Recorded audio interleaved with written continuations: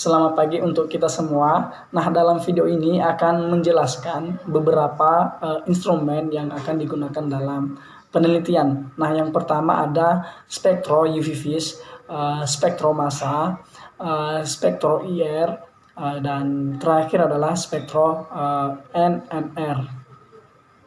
Nah, selanjutnya akan dijelaskan oleh Nora Mijawati. Kepada saudara Nora Mijawati, dipersilakan. Assalamualaikum warahmatullahi wabarakatuh. Baiklah teman-teman semua, di sini saya akan menjelaskan materi kita yang pertama, yaitu tentang spektrofotometer UV-Vis.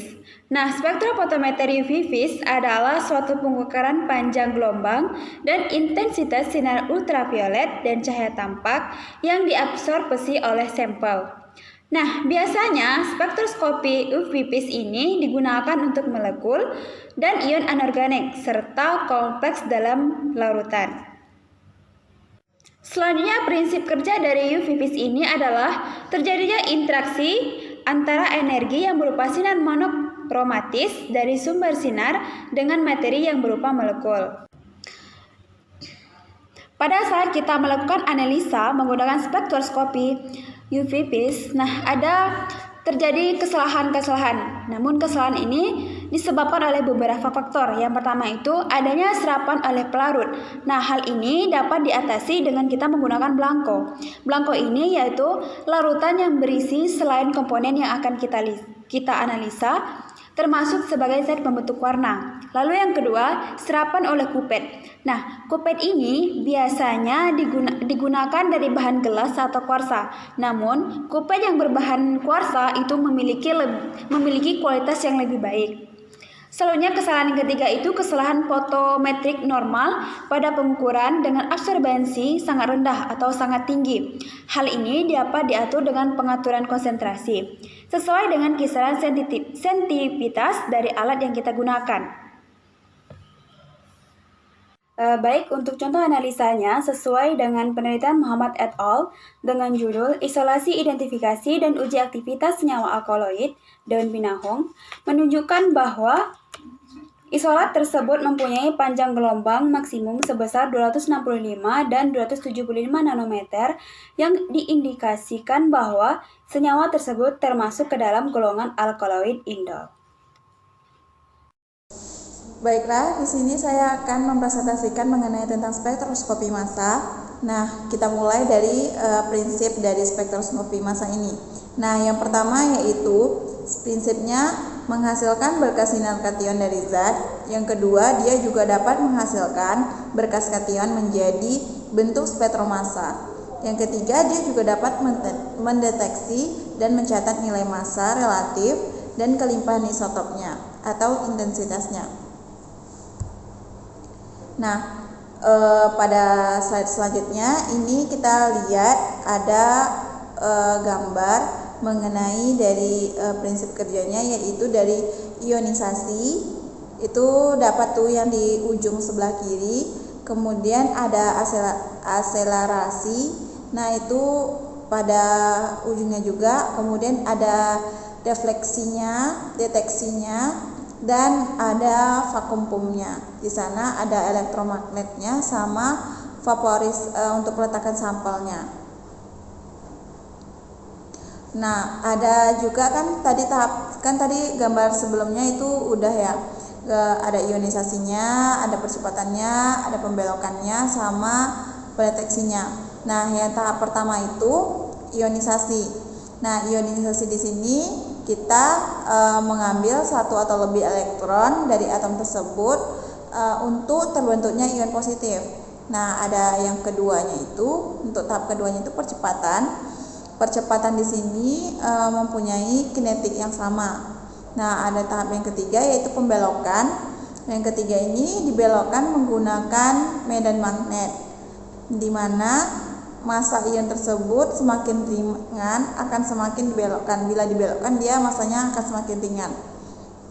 Untuk tahap keempat yaitu pendeteksian, di mana sinar-sinar ion melintasi dan dideteksi secara elektron. Nah, ada juga beberapa aturan dalam spektroskopis massa. Yang pertama yaitu hukum nitrogen, yaitu suatu molekul yang massa molekulnya yang genap tidak mungkin mengandung nitrogen. Nah, kalaupun dia mengandung nitrogen, maka jumlah nitrogennya harus genap gitu. Nah, pecahan molekul umumnya bermassa ganjil kecuali kalau terjadi penataan ulang. Nah, jumlah ketidakjenuhannya yaitu atau DBE, rumusnya itu jumlah karbon ditambah 1 dikurang setengah sigma H kurang sigma X ditambah sigma N. Nah, di sini keterangannya H itu sama dengan hidrogen, X itu sama dengan halogennya. Nah, ini adalah merupakan contoh dari spektroskopi massa. Nah, di sini kita dapat lihat pada 1200 dia masih rendah.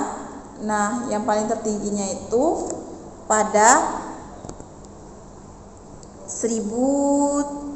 antara 1250 sama 1300. Pada puncak ke 40 lebih. Oke. Terima kasih. Baik, saya akan melanjutkan tentang instrumen IR. Nah, IR ini dapat digunakan untuk menentukan gugus fungsi suatu senyawa organik, dan kedua untuk mengetahui informasi struktur suatu senyawa organik dengan membandingkan daerah sidik jaringan. Pengukuran pada spektrum inframerah ini dilakukan pada daerah cahaya inframerah tengah. Nah, yaitu pada panjang gelombang 20, 25 sampai 50 atau bilangan gelombang 400 sampai 200 cm. Nah, energi yang dihasilkan oleh radiasi ini akan menyebabkan vibrasi atau getaran pada molekul. Nah, pada pita absorbansi inframerah ini sangat khas dan spesifik untuk setiap tipe ikatan kimia atau gugus fungsi. Nah, metode ini sangat berguna untuk mengidentifikasi senyawa organik dan organometalik. Jika suatu frekuensi tertentu dari radiasi inframerah dilewatkan pada sebuah sampel suatu senyawa organik, maka akan terjadi penyerapan frekuensi oleh senyawa tersebut.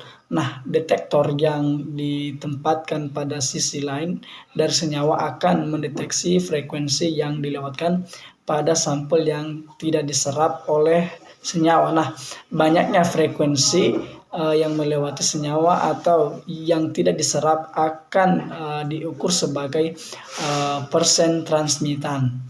Nah, selanjutnya itu spektroskopi resonansi magnet inti atau NMR. Spektrum inframerah suatu senyawa memberikan gambaran mengenai gugus fungsional dalam sebuah molekul organik. Spektroskopi resonansi magnetik nuklir atau NMR memberikan gambaran mengenai jenis atom, jumlah maupun lingkungan atom hidrogen dan maupun karbon.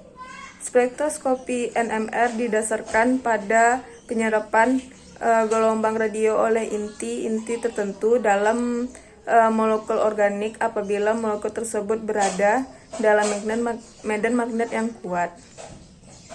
Nah, selanjutnya yaitu diagram spektroskopi DMR. Berikut gambar yang dapat ditampilkan yaitu contoh adalah kutub utara yang menghubung ke kutub selatan. Nah, ada indikator daya dan generator radio frekuensi. Nah, selanjutnya itu medan imbas elektron.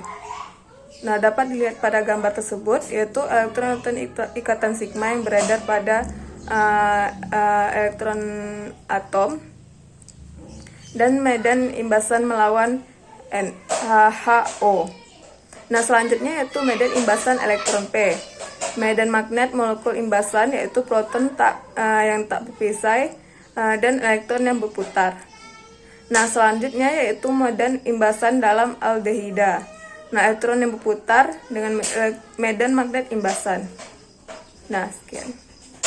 Spektrometri NMR memberikan informasi mengenai karbon-karbon dalam suatu molekul organik. Spektrum CNMR lebih sederhana dibandingkan HNMR karena CNMR tidak ada pemisahan spin. Pada spektrumnya pun tidak dicantumkan integrasi.